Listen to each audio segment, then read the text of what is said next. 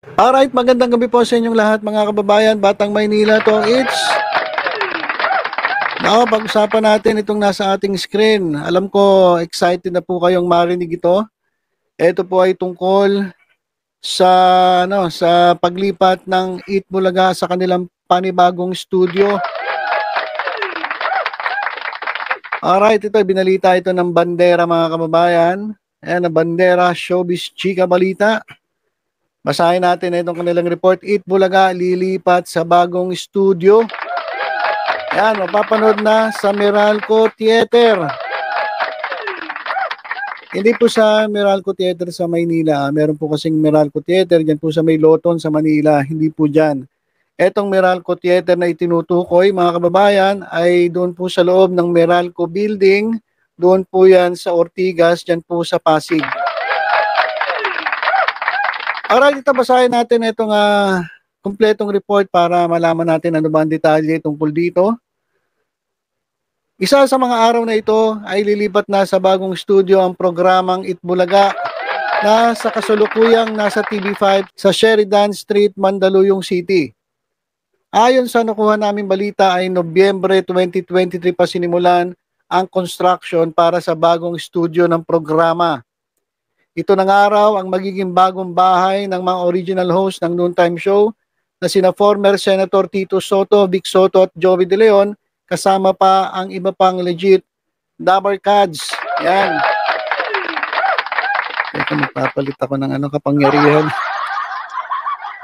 Malabo pala yung nasuot kong salamin. Nasaan ba yung salamin ko na isa? Ano ba yan? Ito ba ire? O yun? Ito ba yun? Ito nga. Pasensya na po kayo mga kababayan Medyo alam nyo na na tayo 19 na naintindihan nyo na yun. Alright, so ituloy natin ang DBR Incorporated ng Avida Ayala Land Construction na kaibigan daw ni Ginoong Manny V. Pangilinan o MVP ang namamahala sa pagtatayo ng naturang studio. Sit-sit pa ng aming kausap, sit-sit talaga. Ganun talaga. Ang Meralco Theater na nasa loob ng Meralco Building sa may Ortigas Avenue, Pasig City, ang bagong studio ng Eat Bulaga na ibang-iba raw sa dati nilang tahanan. Ibig sabihin, hindi katulad nung APT Studios. Kasi yung APT malaki rin Pero mukhang mga kababayan, mukhang mas malaki to. Base sa pagkakatanda namin, malaki ang Meralco Theater na may seating capacity na 150 to 200. Marami-rami yan mga kababayan kasi ngayon, ilan lang ba ang nandun sa TV5 studio?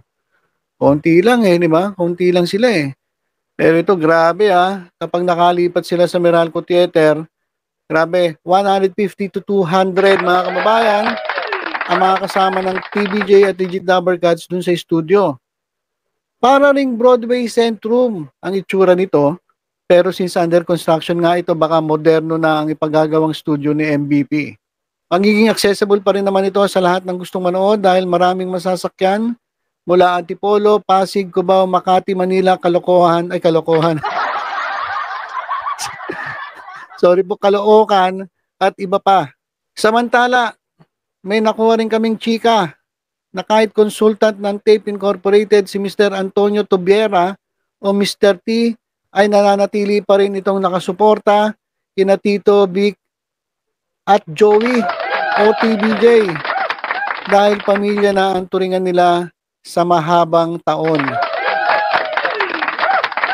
Ayan mga kababayan, dun po sa mga naghihintay at umaasa na sana makalipat sila sa malaking o sa mas malaking studio kasi alam niyo mga kababayan, napakarami ng ating mga Dabarkads ang gustong-gusto talaga manood ng live dun sa studio. Kaso dahil nga po maliit pa itong kanilang tahanan sa ngayon, limited lang po ang nakakapunta. Kaya ngayon, good news po ito sa lahat po ng Dabarkads. Malaki, biruin nyo, 150 to 200 ang pwedeng ma-accommodate yan sa bago nilang studio. Alright, magaling. Ito naman mga kababayan. Ito. Total, pag-usapan natin si Mr. Rubiera, na pag-usapan natin yung tape. Ito, meron akong ichichika sa inyo tungkol sa Tape Incorporated. Kasi alam nyo ba, itong Tape Incorporated ay nagbabayad para lang i-share nung kanilang mga manonood etong kanilang live stream. Ulitin ko etong Tape Incorporated ay nagbabayad dun sa kanilang mga taga-subaybay para lang i-share etong tahanang pinakamasaya live stream. Kasi kung mapapansin ninyo, itong kanilang mga concurrent views, nako, napakababa po talaga mga kababayan. Halos 300. Kung hindi pa nga suportahan ng GMA Network, wala po talaga manonood kasi dito po sa tahanang pinakamasaya, ilan lang nanonood? 300.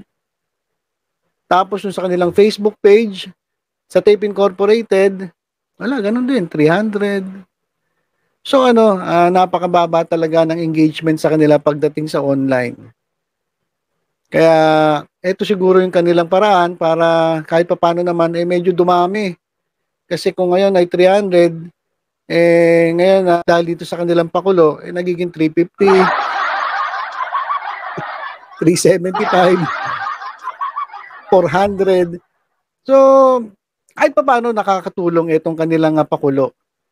Ito nga pagbabayad nila doon sa mga nanonood. Kapag ikaw ay isinyer mo yung kanilang live stream, meron kang pagkakataon na manalo ng 1,000. Hindi ka pa sure Kasi mamimili pa sila doon sa mga nag-share. Ito, papakita ko na nga sa inyo mga kababayan. Ayan, teka, lakihan natin para kitang-kita naman ninyo lahat. Ayan mga kababayan. Yan po ang kanilang pakulo. Ayan tahanang pinakamasaya, share TP stream to win. Kapag sinyer mo itong tahanang pinakamasaya stream, ikaw ay mananalo. Winner of 1,000 pesos. So, ibig sabihin, kunyari, marami kayong nag-share, mamimili pa sila kung sino yung mananalo sa inyo. Katulad nito, nakapili sila ng 3 na may tagi 1,000. So, hindi natin alam kung ilan yung nag-share, pero pipiliin pa rin. So, hindi lahat ng nag-share, mananalo ng 1,000. Diba? So, parang lang kayo, parang tagilid pa rin. Nag-share kayo pero tagilid pa rin kasi kung hindi kayo mabubunot, hindi kayo mapipili, hindi pa rin kayo mananalo ng 1,000. So ito, babasahin natin. Ito yan baka sabihin nyo, post ito ng Facebook page ng mga tulonggis. Hindi. Ito ay mismong post ng Tape Incorporated. So ibig sabihin, itong Tape Incorporated ang pasimuno na itong pakulong ito. Para nga dumami yung kanilang live concurrent viewers sa YouTube at sa Facebook. Kasi wala na talaga. Palubog na mga kababayan, palubog na So kinakailangan talaga nilang kumilos at gumawa ng mga ganitong pakulo para naman kahit papano, meron silang maloko tuloy. Meron namang may encourage yung kanilang mga manonood na na i-share yung kanilang programa. Ito, babasahin ko dahil you choose to spend your Tuesday with us. Ngayong araw na to Tuesday So, kanina lang ito, 2 hours ago. Ito na ang mga winners for today sa Share TP Stream to Win. Congratulations sa lahat ng winners ng Share TP Stream. Kala mo dami. Tignan mo Congratulations sa lahat ng mga winners. Grabe. Pero pag tinignan mo, 3 piraso lang pala. Kala ko naman sobrang dami, 3 lang pala. Congratulations sa 3. Lagay mo na kasi. Congratulations sa 3 winners ng Share TP Stream to Win. Mag-message lang kayo dito sa aming Facebook page para sa detalye kung paano kunin ang inyong premyo. Naku, baka schedule pa. Baka sa December nyo pa makuha. Baka sa December nyo pa makuha yung premyo. Alright, so ayan mga kababayan. Ah, tatlo po ang nanalo ng tag 1,000 dahil isinyer nila ang stream. TP stream, tahan ng pinakamasaya stream. Babasahin ko lang to. Congrats winner, sana manalo rin po sa susunod. Sana nga po. kasi kasi na-share nyo na yung kanilang programa pero hindi ka pa sigurado dun sa premyo. 'Di ba? Iba talaga. Wais to it's. Sabi ng Tape Incorporated, wais to it's. So ayan mga kababayan yung kanilang bagong pakulo. Grabe no. Kinakailangan pa talaga nilang magbayad para lang i-share yung kanilang live stream. Kasi alam nyo sa Dabarcad sa Itbulaga, meron bang ganito? Nagbabayad ba ang Itbulaga para i-share yung kanilang live stream? Di ba wala naman? Kasi etong mga Dabarcads, automatic yan mga kababayan kaya nga ang dami nilang views itong Itbulaga kasi hindi mo na kailangan bayaran ng Dabarcads para mag-share. Di ba? Hindi mo na kailangan bayaran ng Dabarcads para i-share ang live stream ng Itbulaga. Ano yan kumbaga yun yung mga tunay at mga legit Dabarcads. Yung mga organic, yan po yung mga organic na sinasabi. Hindi yung sumisilip lang. Ito mga organic, lagi po yung nakasubaybay. Automatic na po sa kanila yan. Pag nanood sila, nag-live ang Itbulaga, automatic share yan.